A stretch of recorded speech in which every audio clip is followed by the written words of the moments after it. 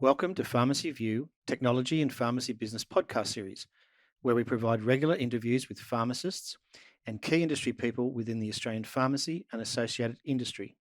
In each podcast, we look to discuss aspects of pharmacy operation and how technology is improving or interacting with each guest's current role or pharmacy-related business.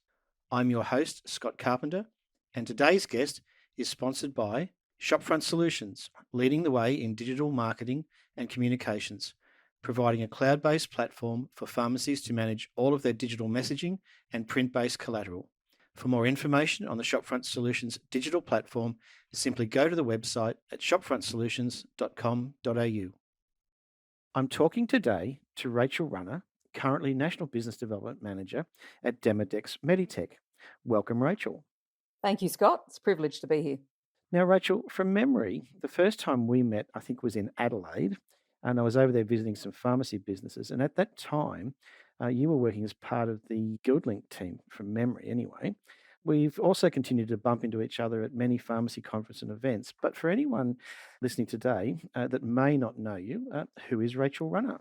Rachael Runner's the girl that's been around in the healthcare industry for 22 years. And yes, we did bump into each other in Adelaide in reference to GuildLink. So I've worked for the Pharmacy Guild, GuildLink, and had worked with the company for just over 7 years, but been in the industry working for Terry White Chemmart when they were Chemmart, right the way through to a business that did bowel cancer screening called Interix, and more so working for EBOS, as they currently are known now, but certainly came from the scratch where they were folding right the way through to Main Healthcare and Symbion. So I had quite a number of different roles within the industry and currently working for Demodeks and specialising in pharmacy, dispensary and robots.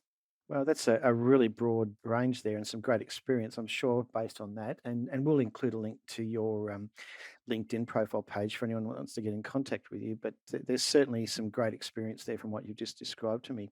So I guess in terms of your career then, if we just kind of brushed on that quickly, what's the one thing that you had wished you'd known at the beginning of your career that you maybe know now? How vast and important the role for a pharmacist is in relation to the pharmacist-patient relationship. One of the biggest things that I've come to recognise is just how important those conversations are from pharmacist to patient, and obviously how much that impacts the local community as well.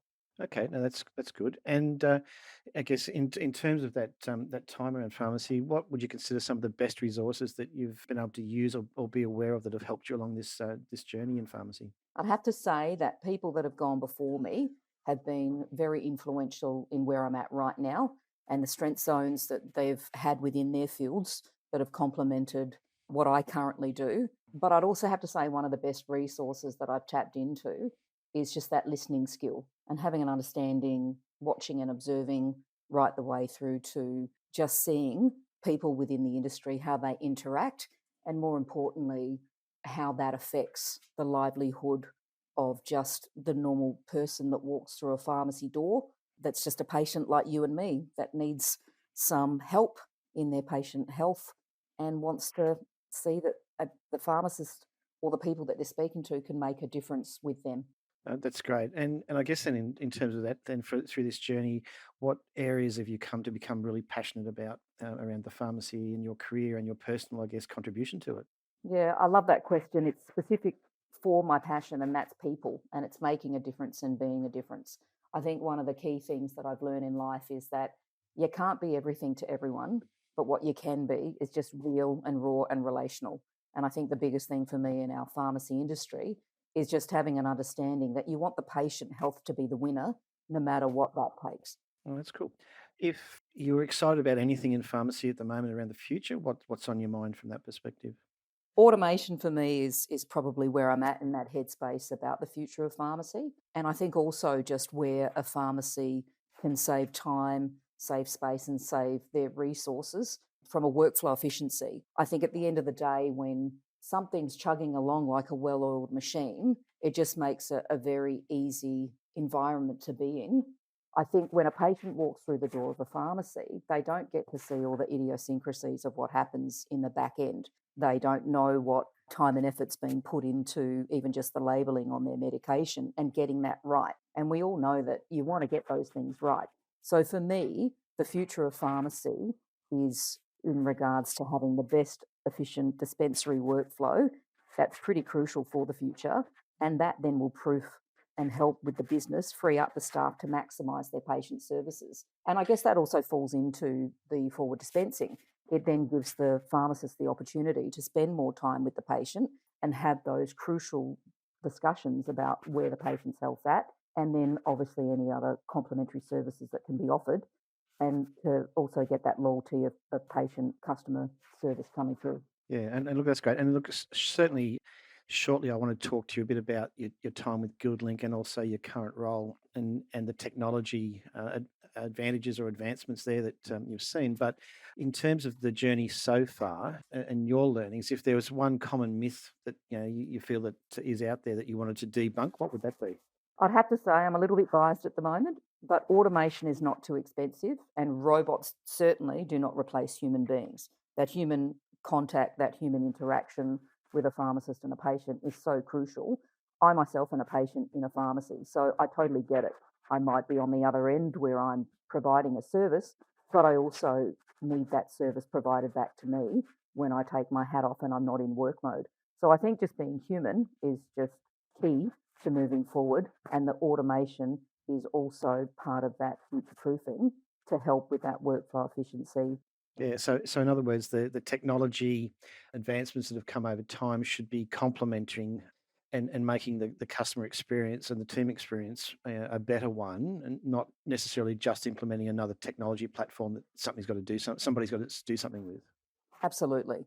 And I think taking that myth out of the conversation and debunking it straight away, having a better understanding of what's needed in the pharmacy, how can we make things better? How can we do things better? What resources can we tap in? Because the biggest pain point in pharmacy is time and obviously the cost of things. There are certain things that cannot be changed in conversations such as, leasing or those terms and conditions. But what can automation do, for instance, in a pharmacy?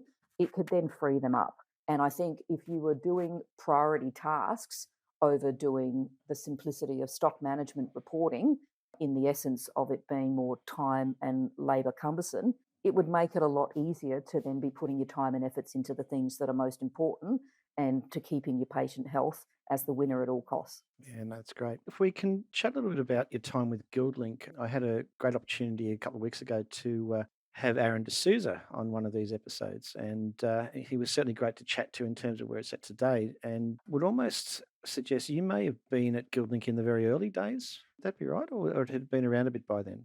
It still had been a little bit around at that point, but there was certainly evolution happening while I was there, and specifically around the app solution for customers. Okay, and so your time there in terms of what you learnt and what changes and advancements you saw happening. I'll be honest and say that it was probably the stepping stone for where I'm at now. And I'm a true believer that everything happens for a reason.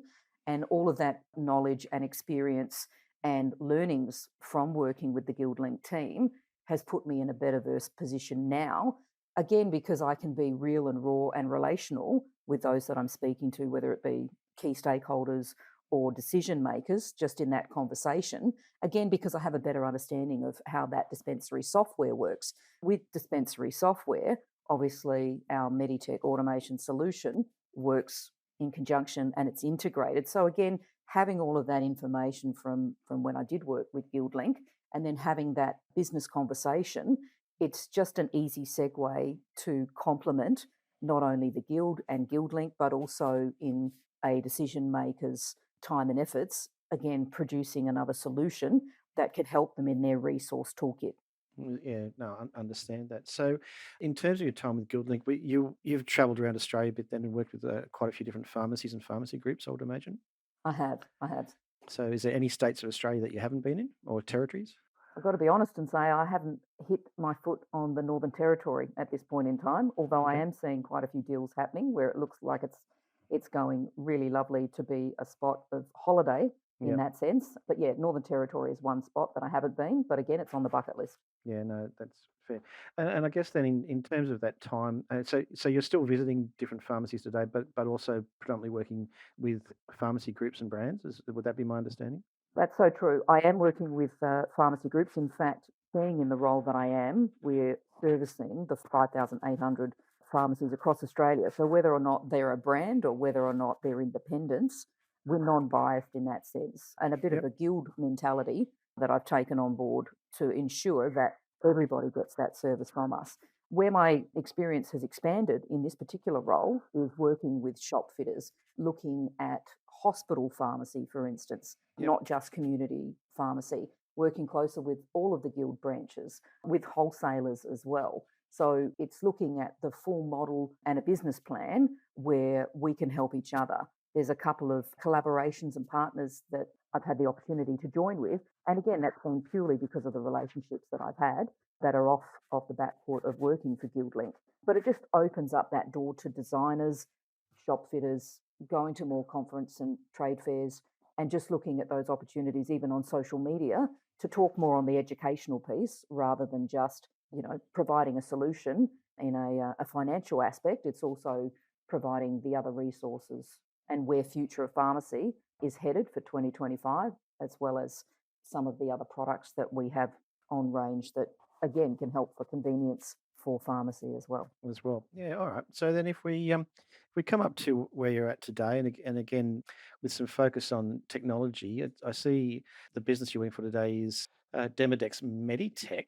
Talk to us a bit about that, your role today and what you're doing in pharmacy today in terms of helping pharmacies and pharmacy businesses. So Demodeks is a company that's been around for 45 years in Australia and has been purchased by a Belgian company 2 years ago. Meditech is actually one of the arms of the business in Belgium, and we brought that into the business here into Australia. Meditech is what we call our robot and the automation piece for efficient dispensary workflow. So whether someone's looking at traditional shelving right the way through to fast, slow movers, combination of what they have as their store offer in the store operations side to again help the pharmacist and all of their staff. We look at that and then we can provide them with a solution if they wanted to look at automation as the end result, if they wanted to streamline the dispensary operations. Okay, so in terms of pharmacies that you'd be working with today, would be pharmacies that don't already have robots installed?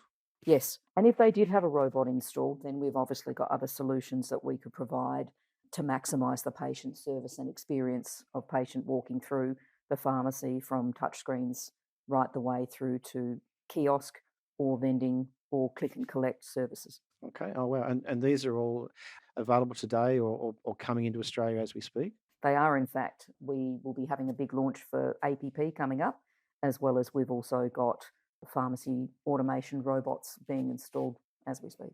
Oh, cool. No, that's good. So on that basis too, then, if a pharmacist or a pharmacy business listening today were interested in, well, what can I do to my pharmacy to actually improve efficiency or workflow efficiency or customer service, what areas would you normally look at with them? I'd want to have an understanding of what the heart and the core model of their business is, and specifically to review some of those areas in readiness for the digital age, because it's going to be something that then the customer engagement can increase, and obviously the customer loyalty can increase. Once you have an understanding of what makes something tick and what's the biggest pain point, that's where you can then offer solutions. I think once, we've got to be listeners at the end of the day. That's a skill that each one of us can learn and learn more from. And once you watch and observe and have an understanding of the very heart of the person you're speaking to, they'll provide you with their hand. They'll reach out and you can take them that little bit further. So whether it's automation, it may not be for them. It might just be important to consider that heart of where they're at in the pharmacy and review those areas in readiness for what's about to come. Yeah, and I think that's, if I say that back to you, and a lot of pharmacists will appreciate this, is that it's not a cookie cutter approach. If a pharmacist or a pharmacy business manager was to contact you, you'd really want to understand what solutions or outcomes they're looking for, Absolutely. and then match the technology and or the workflow efficiency items to suit and build a solution that was unique to their pharmacy, even though it might look and feel the same as everyone else. It's actually potentially been built specifically to that pharmacy's model or service standards. Yeah. And I think being in tune with where the customer's at as well. When a customer walks through the door, they're a patient, they're a person just like you and me. And what is it that they expect when they come in?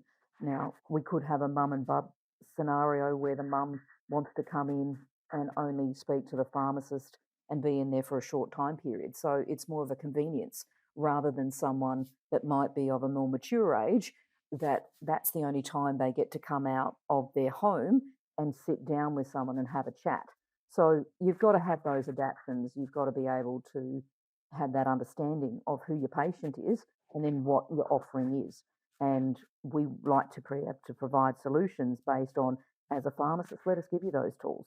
But as a Yeah. decision maker, let us give you those resources so that you can then help your patient, your customer, and it frees your time up. Yeah, no, understand completely. So, Rachel, I might jump back in time, but to a closer time, because you and I were both actually up in Brisbane and the Gold Coast the days prior to or just preceding what was going to be APP last year.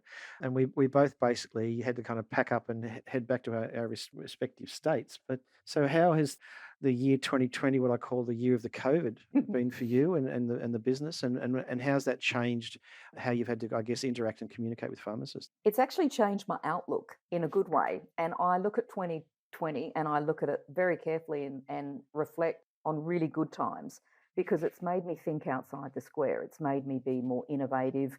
It's made me understand from a business and a personal perspective that when life hands you lemons, make a lemon cake or make lemonade, as the saying would go. And what I found is that I needed to adapt to those changes. And how do I do that? And I actually put myself out there to do some courses to learn how to, do social media better from a personal and a professional perspective, right the way through to, hey, if I've got restrictions on my state that I live in, what can I do within those boundaries? And I just put myself back out on the tools and got out on the road. And I think it's really important for myself to understand when I'm given these things. Number one, I want to be resilient and I want to do well with those changes. And if that means that I've got to learn something along the way, I think it's just a win win. And so for me, reflecting back at the end of 2020 on the year that was, I still had a smile on my face. I'm still in the Yep. land of the living. There's so Yes. much to be grateful for. And again, 2021 is exciting because, again, it's another year. It's another day to tell the tale. It's another day to share stories and it's another day to exchange information with someone and make those differences. Yeah, no, that's a great answer. And so, if I was to say this to you, then 2020 was a year that not only forced you to change, but you were Mhm. appreciative that it made you change. So, if Yes. if someone listening today was thinking about, well, have I changed enough? Have I moved enough? And again, most pharmacies have had things like e-scripts and e-commerce. That we've known they've been coming, but it's really kind of forced this onto many pharmacies. So, is it a case then of pharmacists that have embraced the changes and working with them are in a better position than those that have just taken it? Well, I've got to do this now. Like, what are your thoughts on that from that perspective? I think any change that's embraced, whether you like it or not, but you take on board the attitude, it is what it is. Let's work with what we've got in our hand and make it work. I think that you can learn a lot about yourself, learn a lot about the situation, but also have the application of making a change for yourself to actually be better. I think that hindsight is always good. There's a saying that I've got at home in my lounge room about life is action going forward, but when you look backwards on it, you can learn so much. And I think it's so true to be able to establish within your mind, don't be set in your ways. If there's an opportunity to do something better and you're in contact or connection with someone that's gone before you and forged those pathways, it's always good to just have a stop and listen and just watch and observe how they've done it and ask those questions. I think it's when we stop living and we sit on our laurels and don't make a difference and go, hey, there is so much that we could do. And if it's done differently, does it mean that it's wrong? I don't believe so. I believe that just because it's different, you can still make a difference in yourself and As those well. around you. Yeah, no, I understand that, and it's a great answer. So, I guess in terms of the travels that you have done over recent years, has there been any tech platforms or any workflow efficiency programs that you've seen in pharmacies that have stood out to you as being somewhat outstanding? Obviously, apart from the one that you're currently working with, Yeah. which we can talk a bit more about in a minute. But There's a couple, in fact. Number one is the app solution in pharmacy for patient loyalty, but more importantly, from a click and collect perspective, where patient can then, and I'm a patient as well, remember, Yep. So having that readily available for those that either are a little bit tech savvy or those that, want the convenience more to the point of having that exchange with the pharmacist. We're all short for time, totally get it. So that particular application and working for GuildLink, I must say that that's one of the best exposures that I had to such an application and the developer on that. So it makes it so much more easier to get and have those conversations with a patient, but also to, if you're working long hours or it's going to be, you're in a position where you can't slow down, you don't have that time to be waiting in a pharmacy. And it all just comes down to the pharmacy engagement of that simple question, Yep. am I able to have your mobile number? And we all have our mobiles these days. So Yes. the demographic proves that it's a workflow efficiency that is moving forward in the world. I think the other thing that I've seen over in Europe that we'll be bringing over here into Australia is the prescription of scanning the prescription and then having the robot use of it being dispensed, and you haven't even set foot into the pharmacy. Now, I'm all for patient engagement. I think that's Yes. absolutely crucial, and you can never negate that conversation between a patient and a pharmacist. But I do think that if you had a prescription, just for the ease of it and convenience again, it's one of those solutions that will make a headway for future of pharmacy. So with this one, are you saying that the patient actually scans the script because doesn't need to come and then transmits that through to the pharmacy? Yeah, and a bit like an ATM type machine setup. Okay. So again, payment can be made there and then, and the Yep. patient's agreeing to the medication that they're taking. So all of those terms and conditions in the back end would have been done, but also Yes. it's at the front of the pharmacy in that sense. And if you were time poor, or if you had a scenario where it was an OTC product over the counter line and a mum couldn't get to the pharmacy but wanted their formulation for their Yes. baby at midnight, she Yep. could physically have that available to her as well. True. Yeah, no, look, there's been a few discussions around this lately, and again, it's going to be, I guess, be the next transformation, which we'll watch with interest around this whole vending style machine and access to product out of hours in case of emergency. So that's been great. Rachel, we're nearly coming to the end of our time. Is there anything else in terms of today's discussion and the people listening today that you wanted to pass on to them? I think at the end of the day, just for people to realise that there are solutions out there and to get rid of the myths of specifically like automation in pharmacy, that it's going to debunk and replace a human, right the way through to what are the areas in pharmacy that make the pharmacy the standout from a pharmacy down the road. What's a pharmacist doing with the patient services? Are they capturing all that they can through government funding, right the way through to making the patient health the winner all the time? I think if I was the patient on the other end, how would I want to be treated? So just having that principle of extending where you need to extend your arm, to just having a conversation, because everybody at this point in time, we might be covered with masks, but we're still human and we're still people. And I think that engagement and human kindness goes a long way. No, that's great. Rachel, thanks. It's been great to chat with you today. We'll include in our notes for this podcast links to your LinkedIn page so that people can contact you through there, Demodeks Meditech, and also the Guild link, so that if there's any kind of follow-up needed, they can certainly touch base and get in contact with you. Thanks for your time today. Thank you so much, Scott. Appreciate it. Thank you for listening today. Pharmacy View is a technology-focused podcast provided by Melbourne-based business Arian Technologies and Shopfront Solutions. Over the podcast series, our guests include pharmacists, retail managers, wholesalers, suppliers, and industry technology partners. If you would like further information on our podcast series or to participate in one of our episodes, feel free to send me a message or touch base through the Pharmacy View website, pharmacyview.com.au.